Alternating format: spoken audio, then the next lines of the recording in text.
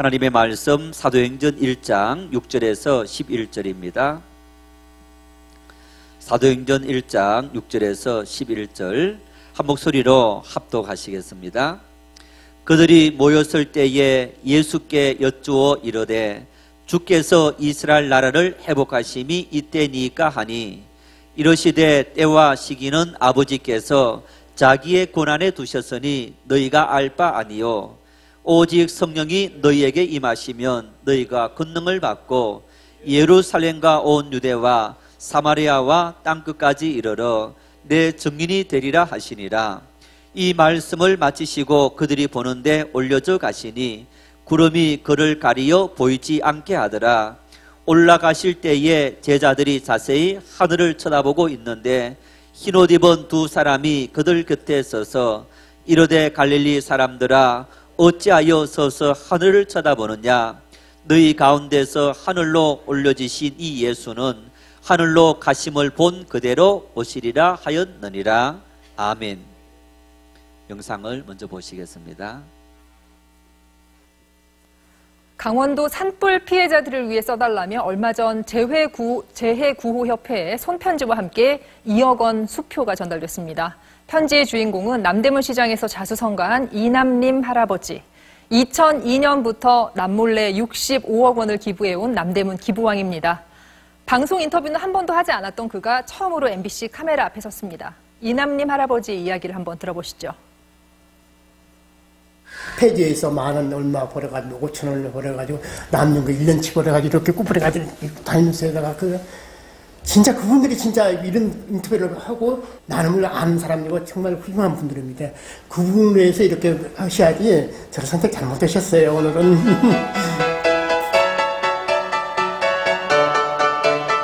그 낙산사 불 났을 때 있지 않습니까요? 저 거기를 갖다 불이 났을 때 현장을 갔을 때 너무나 처참했어요. 내가 도와야지. 도와주고 싶었어요. 저는 이거 하게 된 것은 그겁니다. 내가 72년도에 뚝방촌이라고 그러죠, 소위? 거기가 물이 다 잠겼어요. 친척 집에 잠시 하룻밤 새우고 그 다음날 오니까 다 잠가 아무것도 없는 거예요. 아무것도 없는 거예요. 숟가락 하나도 없는 거예요. 다. 없는 사람은 진짜 너무나 힘듭니다. 돌봐주지만 안 해요. 그리고 누가 좀 나 좀 도와줬으면 배고픈데 지금 나가. 절치는 겁니다. 내가 보상금을 많이 받았어요. 남은 돈이 아니기 때문에 내 돈이 아니다. 그래서 없애버린 겁니다. 욕심으로 다른 그 투자를 다른 데 했겠죠. 근데 첫 번에 있을 때는 참 힘들더라. 진짜 힘들어. 왜 그게 힘드냐면은 마음은 있어도 이어지지가 않는 거예요. 한 3일 동안 진짜 밤잠 펼쳤어요. 반대 없어요. 아버지가 본 돈이니까. 그러니까 우리 애들이 이러는 거야. 아버지가 보면 아버지가 마음대로 하세요. 조금이라도 도움이 됐으면은 그냥 열심히 사시면 되는 거죠. 뭐 다른 게 있겠어요? 다른 뜻은 없어요. 그래서 뭐 내가 뭘 바라봅니까? 아니잖아요. 정말 대단한 분입니다. 17년 동안 재벌도 아닌데 65억이라는 엄청난 돈을 기부했다. 정말 대단한 일이죠. 우리 장로님 기도하면서도 잠깐 언급했고 우리가 뉴스 보도를 통해서도 볼 수 있습니다만은 우리 정치하시는 분들, 특히 국회의원들은 그래도 우리 사회에 가장 지성인들이다. 그렇게 우리가 존경하는, 존중하는 그런 사람들입니다. 그런데 진보든 보수든 진보든 할 것 없이 그 정치하는 사람들의 모습을 보면 완전 약육 강식의 동물의 세계와 다를 바 없는 그런 모습을 우리에게 보여주고 있습니다. 성공지상주의 그 모습을 우리에게 보여주고 있습니다. 수단과 방법을 가리지 않고 자기들을 위한 법을 만들기 위해서 모든 수단 방법을 다 동원하는 그런 모습이 우리 눈앞에 펼쳐져 있는 그런 모습을 우리가 볼 수 있습니다. 여러분, 사실 우리가 경쟁에서 어떤 수단 방법을 다 동원해서 이겼다, 이긴 게 아닙니다. 지금은 이겼지만은 또 다음에는 질 수 있는 거예요. 지금은 졌지만은 또 다음에 이길 수 있다라는 어떤 그런 기대, 이런 기대보다는 우리는 훨씬 더 절망하고 좌절하며 살아가는 것이 우리들의 삶의 모습이다. 그래서 이런 우리의 삶의 모습 속에는요, 모든 사람들을 패배자로 만들어버립니다. 모든 사람들을 승리자로 만드는 것이 아니고 모든 사람들을 패배자로 만들고, 끊임없이 우리는 성공지상주의 속에서 엄청난 스트레스를 받고 살아가는 것이 우리들의 삶의 모습입니다.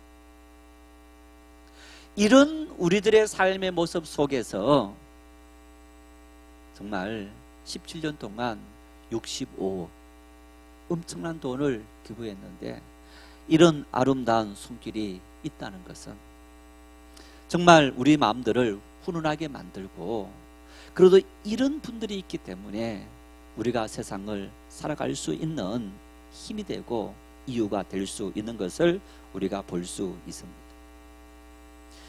이런 사랑과 섬김의 실천은 사실 교회가 해야 될 가장 최고의 사명이기도 합니다. 오늘 교회가 이 땅에 존재하는 이유가 뭘까? 하나님의 교회가 이 땅에 존재하며 우리가 믿음의 생활을 하는 이유가 뭘까? 예수님께서 그 이유를 이렇게 말씀합니다. 마태복음 20장 28절 함께 읽겠습니다. 인자가 온 것은 섬김을 받으려 함이 아니라 도리어 섬기려 하고 자기 목숨을 많은 사람의 대속물로 주려 함이니라. 예수님은 말씀하신 겁니다. 내가 왜 이 땅에 왔느냐? 바로 섬기기 위해서 왔다. 여러분, 예수님께서 누구를 섬겼습니까? 예수님은 모든 사람들, 예수님은 그 당시 사람들로부터 천대받고 외면받던 세리와 죄인들까지, 그리고 사마리아 사람들까지도 예수님은 섬겼던 모습을 우리가 볼 수 있습니다. 내 가족이기 때문에 섬기고 교회 공동체 성도이기 때문에 섬기는 이 섬김을 넘어서서 교회의 가장 중요한 사명 중에 한 가지는, 여러분, 세상을 섬기고 이 세상 속에서 고통받고 있는 이웃을 섬기는 이것이 바로 교회의 사명이다. 어떻게 섬겨야 되느냐? 예수님은 비유를 하자면 아낌없이 주는 나무와 같이 예수님은 당신의 전부를 다 줬습니다. 예수님의 목숨까지 십자가의 희생제물이 되신 예수님의 모습은 예수님의 모든 것을 아낌없이 다 줬는데, 한번 몇 년 전에 말씀을 드린 적이 있는데 셀 실비 스타인이 쓴 아낌없이 주는 나무라는 동화가 있습니다. 이런 내용입니다. 기억하실 분은 기억하시겠지만은 큰 사과나무가 있습니다. 한 어린 소년이 어렸을 때 그 사과나무가 어린 소년의 놀이터였습니다. 나무가 크게 뻗어 있다 보니까 어린아이가 그 나무를 타고 놀았습니다. 이 어린아이가 청년이 되었습니다. 이제 내가 세상으로 나가고 싶다. 도시로 가고 싶다. 그런데 도시로 가려면 돈이 있어야 되는데 돈이 없어서 아이가 고민합니다. 사과나무가 아이에게 내 나무 모든 열매를 따서 팔아서 예비를 삼아라 하고 열매를 다 줬습니다. 세월이 흘렸습니다. 이 청년이 이제 또 더 나이가 들어서 결혼할 때가 왔습니다. 이 젊은이가 와서 고민합니다. 결혼을 해야 되는데 집이 없어서 고민이다. 그러자 이 사과나무가 내 나무 가지를 잘라서 집을 지어라. 그래서 가지를 줬습니다. 더 세월이 지나서 이제는 중년이 넘었습니다. 내가 죽기 전에 이 넓은 세상을 한번 보고 싶다. 그런데 넓은 세상을 보고 싶은데 내가 갈 방법이 없다. 그러니까 이 나무가 하나 남은 이 둥치 줄기를 베어서 배를 만들고 타고 세상을 둘러보라.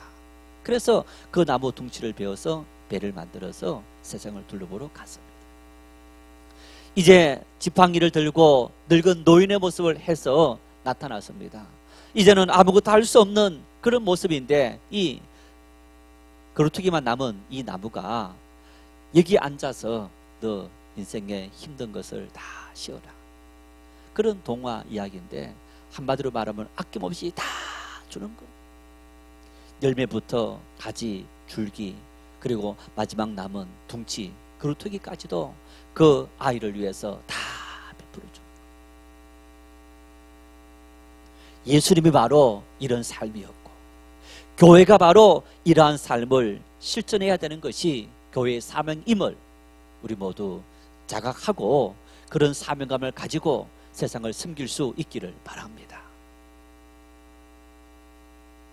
참 섬긴다는 것이 쉽지 않은 일입니다. 섬긴다는 것이 자기를 희생하는 이런 일이기 때문에 참 힘듭니다. 가족을 섬기는 것은 쉬운 일이지만은 내 가족의 범위를 벗어나서 다른 누군가를 섬긴다는 것은 정말 어렵습니다. 아까 영상에서 여러분 통장 보셨죠? 거기 찍혀있는 돈이 얼마인지 아세요? 네, 30억입니다. 아마 토지보상금으로 받은 돈인 것 같아요. 이번에도 2억, 또 낙산사가 이제 화재로 소실되었을 때도 2억 뭐 이렇게 하셨는데 한꺼번에 30억을 하게 된 거예요. 30억이 어느 정도 돈인지 아세요? 30억을 여러분 이자를 받으면 아마 보통 사람들 큰 뭐 씀씀이가 업성에 큰 사람 아닌 다음에는 30억 가지고 이자만으로도 살아갈 수 있어요. 그러면 그 30억 가지고 자자손손 물려주면 다 쓰고 살 수 있을 정도의 엄청난 돈인 거예요. 우리 이남님 할아버지가 뭐라 했습니까? 그 돈을 이제 내어놓기로 했는데 며칠 밤샘에 했다고요? 3일. 아마 저 같으면 3개월, 3년 고민해도 쉽지 않은 일이었을 것 같아요. 3일 밤잠을 설치고 30억이라는 엄청난 거금을 내어놓을 수 있다는 거 정말 엄청난 일인 거예요. 무엇이 이분으로 하여금 이렇게 엄청난 금액, 그리고 그 이후에도 30억이니까 나머지 또 35억, 17년 동안 35억 같으면 1년에 1억 이상의 돈을 기부했다는 거예요. 정말 엄청난 일인데 무엇이 이분으로 하여금 이런 삶을 살아가도록 만들었을까? 바로 청계천 뚝방촌에서 살 때 홍수로 숟가락 하나 남지 않는 모든 것을 다 잃어버렸을 때의 절망.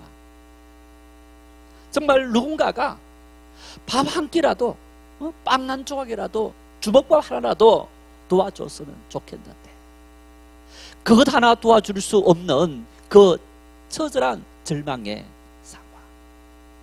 그런 상황 속에서 아마 저분은 이 악물고 인생을 잘 살아야지 그렇게 살아갔을 겁니다. 그러면서 번 모든 돈들을 자기 자신을 위해서, 자식을 위해서 다 하나도 쓰지 않고 물려줄 수 있는 그런 상황이었을 텐데 그때 자기의 삶의 처절한 절망을 맛보면서 내 이웃들은 누군가에게는 정말 내가 도움이 되어서 그러한 절망을 맛보지 않았으면 좋겠다. 그 마음의 감동. 17년 동안에 65억이라는 엄청난 돈을 기부할 수 있는 그런 삶을 살아갈 수 있도록 만들었다. 예수님께서 교회의 본질은 섬김이다. 그렇게 말씀하시면서 그 섬김의 본질을 따랐던 초대 예루살렘 교회. 사도행전 2장 42절, 43절, 45절, 6절, 7절 쭉 가면요, 주님께서 구원받는 사람들의 숫자를 날마다 더하게 했더라 이렇게 말씀합니다. 교회가 흥왕에 갔더라라고 말씀합니다. 초대 예루살렘 교회가 어떻게 해서 흥왕해가는 그런 은혜를 누렸느냐? 섬겼더라는 거예요. 함께 모여 서로 교제하며 떡을 떼며 하나님을 찬미할 때 하나님께서 그들에게 흥왕할 수 있는 은혜를 주셨는데, 여러분, 그 흥왕의 은혜는 단순히 숫자가 많아진 일뿐 아니라 하나님께서 그들의 손길 위에, 하나님의 공동체 위에 은혜를 주셔서 더 많은 사람들에게 섬김의 삶을 실천할 수 있는 그런 은혜와 능력을 그들에게 부어주셨더라. 어떻게 해서 초대 예루살렘 교회는 이런 엄청난 일들을 감당할 수 있었을까? 여러분, 처음부터 그 교회가 그러한 사명을 실천했던 그런 교회가 아니었습니다. 예루살렘 교회가 어떻게 해서 이러한 사명을 실천할 수 있는 교회가 될 수 있었을까? 예수님께서 말씀하셨던 그 말씀을 그들이 따랐고 실천했을 때에 그러한 삶을 살 수 있었는데, 바로 본문 8절이 그 이유입니다. 우리 한번 다시 본문 8절 읽겠습니다. 오직 성령이 너희에게 임하시면 너희가 권능을 받고 예루살렘과 온 유대와 사마리아와 땅끝까지 이르러 내 증인이 되리라 하시니라. 이 말씀은 교회와 성도들에게 성교의 금과 억조와 같은 아주 중요한 말씀입니다. 성교학을 이야기하시는 분들이 이 말씀을 하시면서, 이제 성교가 미션이지 않습니까? 미션 제로, 가족들에게 가장 가까운 가족, 친지, 그리고 미션 원, 우리 이웃들과 이 민족, 또 미션 투, 바로 우리 해외 동포들, 그리고 미션 3, 그러면서 이방 족속들, 많은 지구촌에 우리 이 참 족속들, 그들을 구원하는 이 사명을 감당해야 된다. 그런데 이것은 단순히 가족을 구원하고 이 민족을 구원하고 어떤 이런 차례대로 순서대로 하는 것이 아니고 동시다발적으로 해야 될 일이고, 또 물론 내 가족부터 우리가 전도해야 될 사명이 주어져 있습니다만은, 이제 그러한 순서들도 의미하지만은 또 이렇게 나누어서 모든 족속들에게까지 우리가 복음을 전해야 되는 사명이 주어졌다라는 이러한 이야기이기도 합니다. 그런데 여러분, 동시에 이 말씀은 성령이 임하시면 땅 끝까지 이르러 내 증인이 되리라, 이렇게 말합니다. 누구 증인입니까? 예수님의 증인. 여러분, 증인은 어떤 사람입니까? 증인. 예수님은 이런 사람이야. 예수님은 이런 분이야.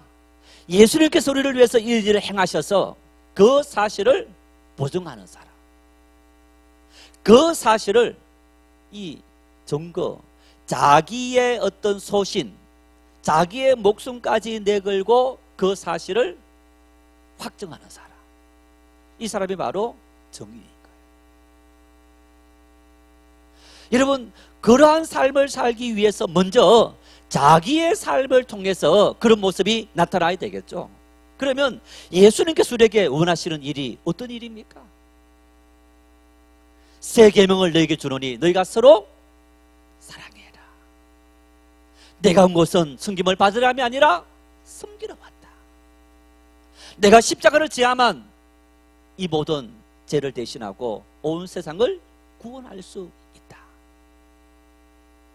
여러분, 너희가 내 증인이 되리라 라고 말씀하신 이 말씀은 바로 예수님께서 이 땅에 오셔서 행하셨던 3년 동안의 공생의 모든 사역들, 가난한 사람을 찾아가고 죄인들을 위로하고 죄를 용서하고 병든 자를 치료하고, 그리고 음식이 필요한 사람들에게 오병이어 이적을 일으키시고 귀신 들린 사람을 쫓아내시고, 정말 어떤 하나님을 알지 못하는 영혼들을 구원하는 그 모든 사명, 예수님의 전 생애, 그 생애의 증인이다라는 이야기입니다.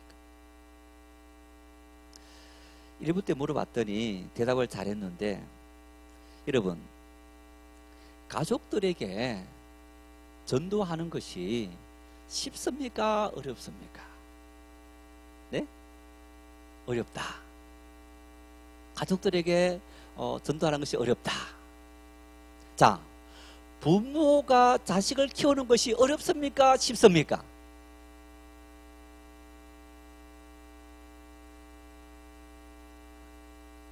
어렵지도 않고 쉽지도 않는 거예요.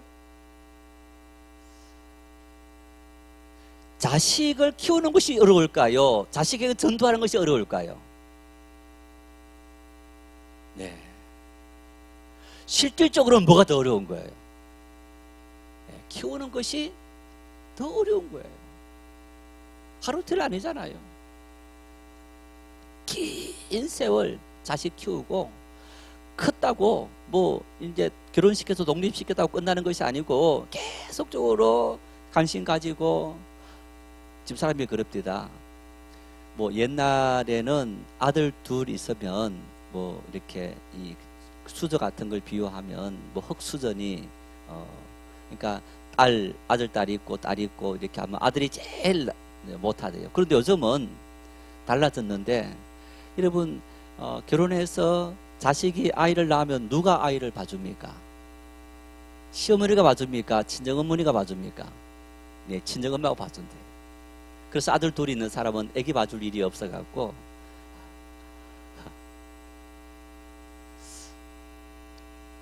결혼시켜놓고도 엄마가 손주까지 봐줘야 되는 그런 시대인 거예요. 자식 키우는 게 정말 어려운 거예요. 여러분, 그런데 그 자식을 키우면서 한숨 푹푹 쉬면서 정말 이 왼수야, 너가 태어나서 나를 이렇게 고생스럽게 한다고 그렇게 막 예를 들어서 막 저주까지 하면서 하는 분들 있습니까? 없습니까? 있어요? 네, 정말 보편적인 일반적인 대다수의 가정들은 자식 때문에 감사하고 기뻐하고, 그리고 여러분 그 자식들 예를 들어서 정말 이 원수야 하면서까지 키우는데 그래도 그 자식을 버리지 못하고 키우는 이유가 뭡니까? 그냥 키우는 게 아니고요, 사명감으로 키우는 거예요. 부모된 사명감, 아이를 낳은 사명감. 우리도 모르지만은 그 사명감이 우리에게 깊이 뿌리 박혀 있는 거예요. 그래서 엄마가 되는 순간부터 여자는 위대해지는 겁니다. 엄마가 되기 이전까지는 새색시 뭐 아가씨 그런 어떤 아주 연약한 그런 모습이었지만은 엄마가 된 그 순간부터 여성은 정말 위대한 사람이 되는 거예요. 내가 이 아이를 키워야 되겠다, 내 자식을 키워야 되겠다라는 정말 위대한 모성애가 발휘되어지는데, 그것이 뭐냐? 사명감인 거예요. 그 사명감이 아무리 못난 부모라도 내 자식을 위해서는 모든 것을 아낌없이 다 하겠다라는 그런 사명감이 우리 자식들을 다 키워내는 것을 우리가 볼 수 있는 거예요. 전도하는 것이 참 부담스럽고 어렵고 자식 키우는 것보다 어렵다고 했는데 왜 전도가 이렇게 어려울까요? 오늘 이 본문이 그 이유인 겁니다. 예수님께서 내 증인 되리라, 내 증인 되리라. 여러분, 예수님께서 내 증인 되라 하였습니까? 되리라 하고 하였습니까? 예? 예수님께서 증인이 되라 했습니까? 되리라 했습니까? 예, 되리라. 되라고 하지 않았습니다. 명령했지 않았습니다. 무슨 얘기냐 하면 억지로 시켜서 되는 일이 아니라는 얘기입니다. 복음에 증인되고 내 가족의 영혼을 구원하는, 우리 이웃의 영혼을 구원하는 섬기는 이 사명이 억지로 되는 것이 아니라, 그래서 명하지 않았던 겁니다. 되리라, 자연스럽게 되리라. 이 조건이 충족되면 자연스럽게 그 모든 일들이 이루어지리라. 그 조건이 뭡니까? 오직 성령이 너희에게 임하시면 너희가 권능을 받고. 이 말씀을 다시 해석하면 성령이 너희에게 임하시면 성령께서 너희에게 은혜를 주신다. 사명감을 주신다. 그 사명감이 너에게 임하면 너희가 저절로 하지 말아야 해도 너희 마음속에 뜨거운 가슴이 일어나서 너희가 이 모든 것을 하게 된다. 이런 얘기인 거예요. 권능이라는 말은 하나님으로부터 임하는 인격적인 힘, 초월적인 힘, 초자원적인 능력, 이것을 바로 능력 디나임이라고 말합니다. 하나님의 성령이 우리 가운데 임해서 그 성령으로 말미암아 능력이 내 속에 임할 때 나는 저절로 그러한 삶을 살아갈 수 있게 되더라. 대령으로 예편한 장로님 한 분이 있었는데 1999년도에 저와 이제 청년들과 함께 인도 단기 선교를 갔습니다. 25일 동안 한 20명의 청년들이 함께 갔는데 하루는 저하고 같이 방을 서면서 장로님이 이분이 그때가 한 68세쯤 되었습니다. 이런 얘기 하시는 거예요. 목사님, 속이 다 후련합니다. 사인 인적 이런 겁니다. 가족들이 다 믿었기 때문에 모태신앙이었기 때문에 전도할 필요가 없었다는 얘기입니다. 그런데 교회에서 목사님 설교하면서 또 그리스도인으로서 우리가 전도해야 된다라는 그 사명은 있었는데 내가 대령이 되기까지 또 동료들에게 아니면 이제 부하 장교들에게 전도한다든가 이웃들에게 전도한다든가 이걸 해야 되는데 그걸 한 번도 못했다는 거예요. 직분이 뭐라고요? 대령 예편하신 그분 직분이 장로님인데 한 번도 전도 못했다. 그것이 평생에 죄책감이 되고 마음에 큰 걸림돌이 되었는데 이번에 이 단기 선교 와서 평생 해야 될 그 일들을 다 하게 되어서 너무너무 행복하다.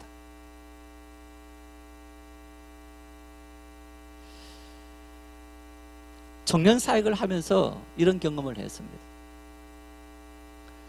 청년들에게 교회가 새생명 초청주의를 하는데 친구 한 명의 이름을 적어내놓고 그 친구 위해서 기도하는 시간을 갖자 하는 초청하는 그런 주의를 우리가 보통 하지 않습니까? 그래서 소그룹마다 다 이렇게 알려서 청년 회장이 와서 보고를 하는데 조금만 적어왔어요. 그러면서 하는 이야기가 목사님, 우리 청년들이 제발 이런 부담을 좀 안 줬으면 좋겠다. 이런 반응이라는 거예요. 그런데 제가 놀랐어요. 왜?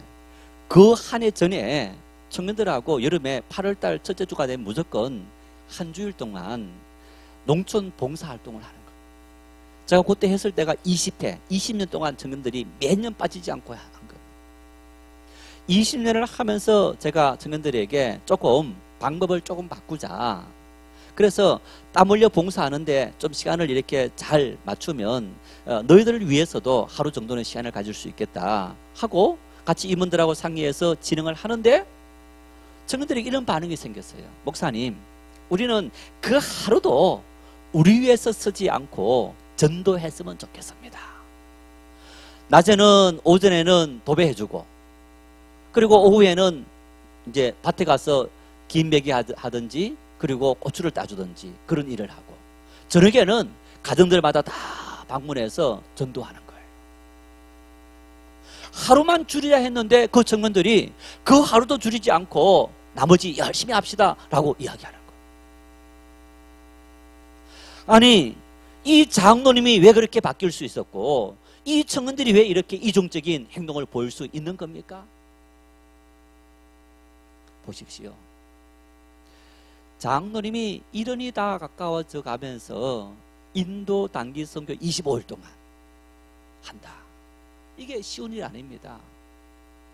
어떤 선교사가 있어서 모든 것을 다 이끌어가는 것도 아닙니다. 우리가 가는 것 중에 다 이끌어가야 되고 현지 선교사 없는 현지인들을 만나러 가는 거예요. 인수라는 집사람이 있었지만은 비행기도 인도 델리 가서 또 캘커타 가는 비행기를 또 예약하고 이런 모든 과정들이 참 어려운 과정들인데 그래서 보통 준비하면 6개월 전에 준비하고 또 비행기 티켓팅하고 뭐 이렇게 하다 보니까 아마 이 장로님이 최소한 3개월 그리고 최단 6개월 전부터 계속 행사를 위해서 기도했을 거예요. 그 기도가 장로님의 마음들 속에 성령의 충만한 역사를 일으키고 그것이 저절로 뜨겁게 전도 마치고 행사 준비하는데 혼자 남아서 현지 청년 데리고 계속 지스타자부 하면서 예수를 증거하는, 예수 믿으라고 하는 그 일들을 계속 하신 거예요.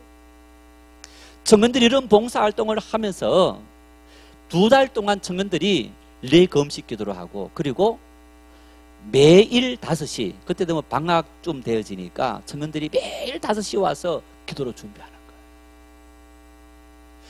기도로 준비하는 그들에게 성령의 뜨거운 역사가 임하게 되고, 그러니 저절로 그들의 마음속에 우리가 하루라도 한 사람이라도 더 복음을 전해야 되지 하는 그 뜨거운 마음이 생겼던 것을 볼 수 있어요.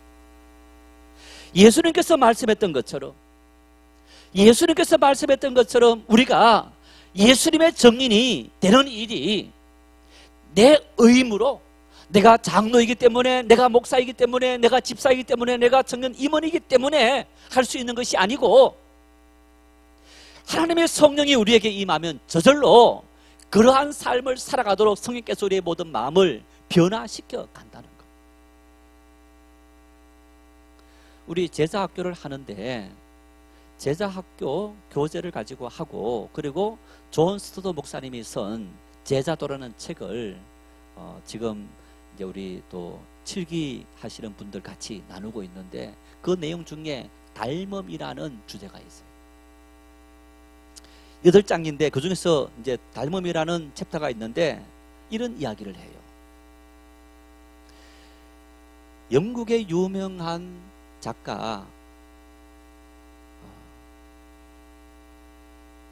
네, 갑자기 이름이 셰익스피어. 네, 셰익스피어가 쓴 작품을 우리가 정말 똘똘 외울 정도로 그 작품을 읽는 거예요. 그리고 너가 셰익스피어처럼 써봐라. 글을 쓸 수 있습니까? 없습니까? 못 쓰는 거예요. 아무리 외우고 다 배우다 할지라도 셰익스피어처럼 글을 쓸 수 없는 거예요. 그런데 이렇게 말하는 거예요. 셰익스피어의 재능이 내 속에 들어오면 어떻습니까? 나도 셰익스피어처럼 글을 쓸 수 있다. 이렇게 말합니다. 나는 주님께서 걸어가신 그 길을 걸어갈 수 없는데, 주님께서 보내주신 주의 영이신 주의 성령이 내 속에 들어오면 그 성령이 내 삶을 통해서 주님의 능력, 주님이 걸어가신 그 길을 걸어갈 수 있도록 내 모든 삶을 변화시키고 인도하신다. 그리스도인은, 믿음의 생활은 내 힘으로, 내 능력으로 감당하는 것이 아닙니다.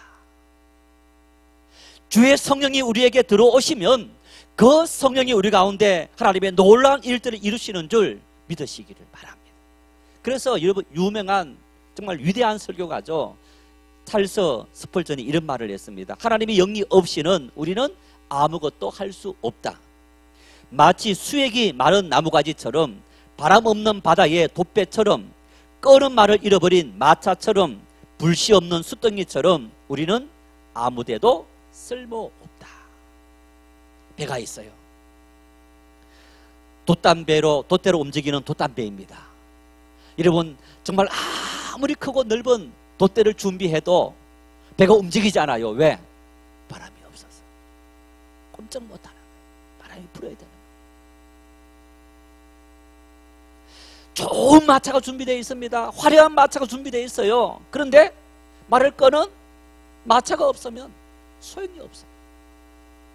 우리가 인격적으로 그리고 지식적으로 모든 것이 다 준비된 그리스도인이라 할지라도 우리를 움직이게 만드는 것은 바로 주의 성령이시라. 하나님의 은혜라는 거예요. 그 하나님의 은혜가 우리 속에 임재해야만 우리를 통해 준비된 인격과 준비된 지성, 그 모든 것이 발휘되어서 우리가 주를 위해 살아갈 수 있는 능력 있는 삶을 살아갈 수 있더라. 성경을 보십시오. 여러분, 복음서에 보시면 예수님께서 우리를 행하셨던 수많은 이적들이 있습니다. 내가 너희를 자유케 하려고, 너희를 해방시키려고, 너희를 죄에서, 너희를 질병에서, 너희를 가난해서, 너희를 포로된 곳에서 너희를 자유케 하기 위해서 내가 왔다.